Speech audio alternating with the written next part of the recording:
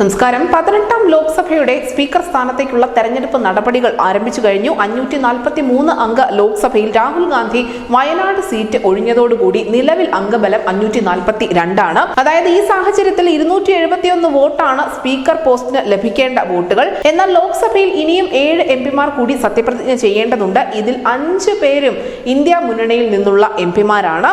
അതിനാൽ അവർക്ക് ഈ സ്പീക്കർ തെരഞ്ഞെടുപ്പിൽ വോട്ട് രേഖപ്പെടുത്താൻ കഴിയില്ല. കോൺഗ്രസിന്റെ ശശി തരൂർ, അതിനോടൊപ്പം തൃണമൂൽ കോൺഗ്രസിന്റെ ശത്രുഘ്നൻ സിൻഹ, ദീപക് അധികാരി, നൂറുൽ ഇസ്ലാം, സമാജ്വാദി പാർട്ടിയുടെ അഫ്സൽ അൻസാരി എന്നിവർക്കാണ് ഈ സ്പീക്കർ തെരഞ്ഞെടുപ്പിൽ വോട്ട് ചെയ്യാൻ സാധിക്കാത്തത്.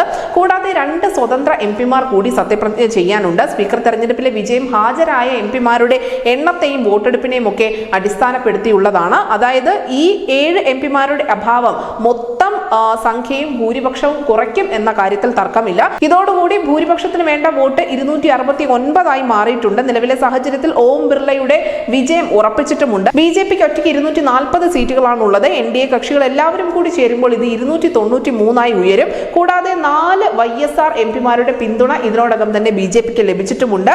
അതിനോടൊപ്പം തന്നെ അകാലിദളിലെ ഹർസിമത് കൗർ ബാദൽ, നാഗിന എംപിയായ ചന്ദ്രശേഖർ ആസാദ്, ഷില്ലോങ്ങിന്റെ എംപിയായ റിക്കി ആൻഡ്രൂ സിംഗോൺ എന്നിവരുടെ പിന്തുണ കൂടി ബിജെപി തേടിയിട്ടുണ്ട്. അങ്ങനെയെങ്കിൽ 300 വോട്ട് എന്ന മാന്ത്രിക സംഖ്യയിലേക്ക് എത്താൻ ബിജെപിക്ക് സാധിക്കുമെന്ന കാര്യത്തിൽ തർക്കമില്ല. അതേസമയം ഈ സ്പീക്കർ തെരഞ്ഞെടുപ്പിൽ തൃണമൂൽ കോൺഗ്രസിന്റെ കാര്യത്തിൽ ഇപ്പോഴും സംശയം നിലനിൽക്കുന്നുണ്ട്. തൃണമൂൽ കോൺഗ്രസ് ഒഴികെയുള്ള ഇന്ത്യ മുന്നണിയിലെ എല്ലാ അംഗങ്ങളും കൊടിക്കുന്നിൽ സുരേഷിന്റെ നാമനിർദ്ദേശ പത്രികയിൽ ഒപ്പുവെച്ചിരുന്നു. പക്ഷേ കൊടിക്കുന്നിൽ സുരേഷിനെ സ്പീക്കർ സ്ഥാനത്തേക്ക് മത്സരിപ്പിക്കുന്നതിന് മുൻപ് പാർട്ടിയുമായി ആലോചിച്ചിരുന്നില്ല എന്നും ഇത് ഏകപക്ഷീയമായ തീരുമാനമാണ് എന്നും തൃണമൂൽ കോൺഗ്രസിന്റെ എംപിയായ അഭിഷേക് ബാനർജി തുറന്നു പറഞ്ഞിരുന്നു. 29 എംപിമാരാണ് തൃണമൂൽ കോൺഗ്രസിനുള്ളത്.